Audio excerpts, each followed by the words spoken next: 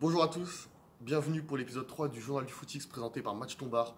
Aujourd'hui du très lourd au programme. N'hésitez pas à commenter, à donner votre avis. On se retrouve à la fin de la vidéo. C'est parti.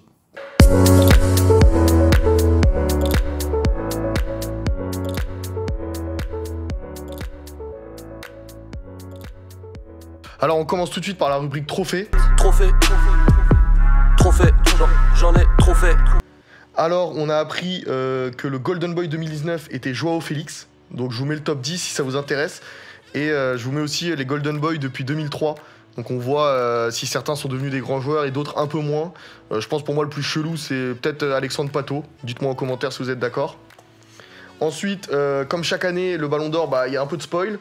Là, on apprend par les journaux espagnols que c'est Lionel Messi en fait qui soulèvera son 6e Ballon d'Or la semaine prochaine. On le sait comment, parce que en fait, France Football se serait déjà déplacé chez Lionel Messi pour faire les photos, pour préparer la couve de mardi. Et on se demande même, en fait, on en est à se demander si Cristiano Ronaldo voudra bien assister à la cérémonie. On passe à la rubrique Le Beau Geste. Je commence avec Nabil Fekir. Alors, ça peut faire rire, mais Nabil Fekir, il a ouvert une pizzeria, en fait, à Villeurbanne, dans sa ville d'origine. Et en fait, c'est tout simplement pour créer de l'emploi. Ça doit être des potes à lui ou même des gens du coin qui vont tenir la pizzeria. Donc voilà, il y a beaucoup de célébrités qui se sont rendues à la cérémonie d'ouverture. Il y avait Kerry James, il y avait Awar, il y avait d'autres rappeurs, d'autres footballeurs. Donc voilà, c'est un beau geste. Ensuite, Hakim Ziyech, donc ça c'était pendant le match face à Lille où Hakim Ziyech il a fait un bête de match. Et il y a un petit qui a couru sur tout le terrain pour aller le rencontrer. Ziyech, il lui a fait un câlin, il l'a raccompagné et tout. Et après, il a donné le maillot à son père pour qu'il le donne à son fils. Donc voilà, c'est une belle histoire.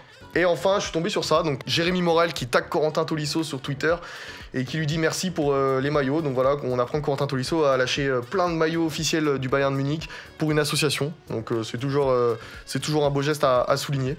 On passe au focus.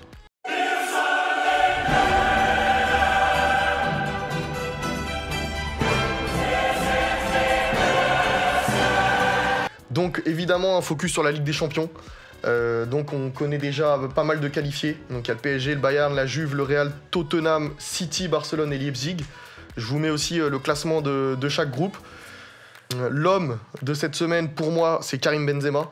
Bon bien sûr il y en a d'autres hein, mais pourquoi Karim Benzema? Parce qu'il devient le 4e meilleur buteur de l'histoire de la Ligue des Champions. Et je vous ai mis aussi les buteurs mais qui ont tiré des pénaltys. Donc voilà, il y a Cristiano Ronaldo par exemple, il faut savoir qu'il a mis 16 pénaltys dans ses buts. Et Benzema il est 4e sans avoir jamais tiré un pénalty. Donc voilà, c'est une grande performance et je tenais à le souligner. Par contre ouais, la performance un peu moins exceptionnelle c'est pour Lyon. Donc voilà, c'est une prestation toute pourrie au Zénith. J'en ai retenu 2 images. Donc déjà, il y a l'attaquant Amine Gouiri qui en fait a joué avec la Youth League l'après-midi contre le Zénith. Il a perdu et ensuite il est rentré le soir dans le match de Ligue des Champions et il a perdu. Donc voilà, joueur de Lyon, 2 matchs en une journée, 2 défaites. Et Maxwell Cornet, en plus de son match tout pourri, il est rentré sur le terrain avec un maillot. Il n'y avait même pas de blason de l'Olympique Lyonnais. Donc voilà, ça reflète un peu le match de l'Olympique Lyonnais. Et en plus de la défaite, il y a certains supporters qui ont vécu un vrai calvaire parce qu'ils se sont déplacés jusqu'en Russie. Donc déjà, il faut être déter.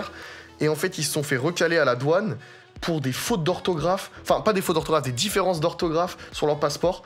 Parce que entre les alphabets, des fois, il y a des tirets ou des trémas ou je sais pas quoi qui changent sur le passeport.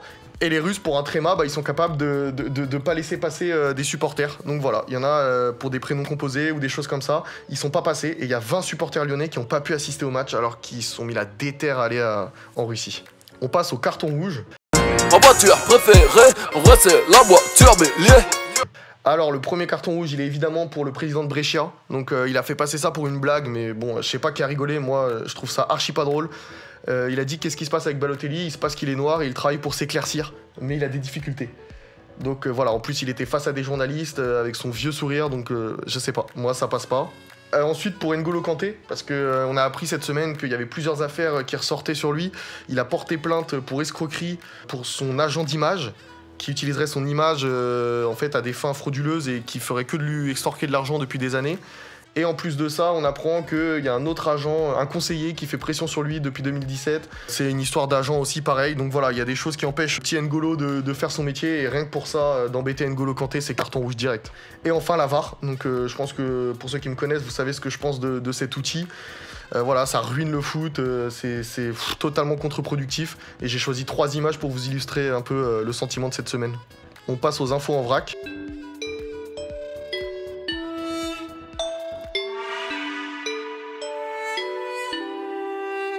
Donc tout d'abord Florian Thauvin, pour ceux qui se souviennent plus qui c'est, c'est un footballeur, mais c'est juste qu'il joue pas depuis le début de la saison. Et on apprend qu'il devrait faire son retour à la mi-janvier. Zlatan, alors Zlatan, vous avez sûrement vu une news comme quoi il aurait signé en Suède et tout. En fait pas du tout, il devient copropriétaire d'un club suédois qui s'appelle Hammarby. Et en fait ça n'a pas plu aux supporters de Malmö, son club d'origine en Suède. Et donc en fait ils ont vandalisé la statue pour lui montrer que voilà, qu'ils prenaient ça comme une trahison. Sinon, des news de Bruno Genesio. Alors, en fait, Bruno Genesio, il est plutôt chaud en Chine. Il peut encore jouer le titre, mais bon, je pense pas qu'il va être champion parce qu'en fait, il faut que le leader entraîné par Cannavaro perde ou fasse match nul, mais il joue contre une équipe très faible de bas de tableau. Mais voilà, il va finir sûrement 2e avec son équipe de Beijing Guoan. Donc, une belle performance pour sa première saison en Chine. Sinon, Napoli, vous avez sûrement entendu ça aussi, la fronde des joueurs. Donc, en fait, je vais vous le dire rapidement, ça part d'un match contre Salzbourg en Ligue des Champions. Et ensuite, suite à ce match-là, le président a décidé de les renvoyer en mise au vert, ce que les joueurs ont refusé, ils sont tout simplement rentrés chez eux. Et donc le président n'a pas du tout apprécié, il a pris des mesures fortes. Donc il y a des retenues de salaire de 25% pour la quasi-totalité des joueurs. Alan, lui, c'est carrément, ça peut aller jusqu'à 50%. Et il y a plein de joueurs qui veulent partir à la fin de la saison. Des joueurs libres comme Mertens ou Callejon, ou d'autres joueurs comme Insigne, Alan ou encore Koulibaly. Donc je pense qu'il y a des bonnes affaires à faire du côté de Napoli.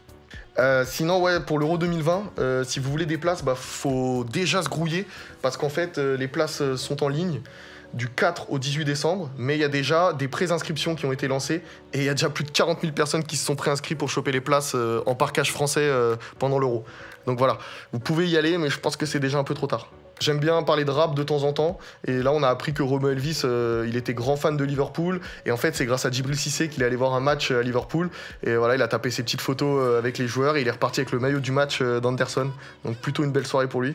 Pour finir... Me gusta la mañana, me gustas tú. La desgracia me pega, me gustas tú. Arsenal, alors ils ont perdu à Arsenal contre Francfort cette semaine, ils sortent d'une terrible série de 7 matchs sans victoire, et on l'a appris vendredi, Unai Emery s'est fait virer.